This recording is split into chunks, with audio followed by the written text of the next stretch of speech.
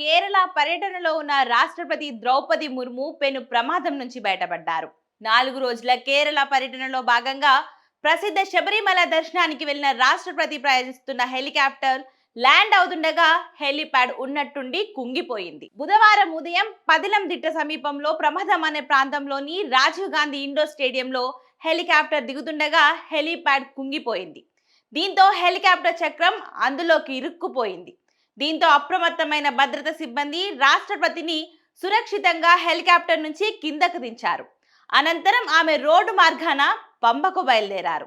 Helicopter చక్రాన్ని బయటకు తీసేందుకు పలువురు పోలీసులు, అగ్నిమాపక సిబ్బంది తీవ్రంగా శ్రమించి హెలిప్యాడ్ మీదకి తీసుకొచ్చారు. వాస్తవానికి రాష్ట్రపతి హెలికాప్టర్ పంబ సమీపంలోని నిలక్కల్ వద్ద దిగాల్సింది. అయితే ప్రతికూల వాతావరణం కారణంగా ల్యాండింగ్ స్థలాన్ని ప్రమాదం ప్రాంతానికి మార్చారు. ప్రమాదం ప్రాంతంలో హెలికాప్టర్ ల్యాండ్ చేయాలని చివరి నిమిషంలో నిర్ణయించారు.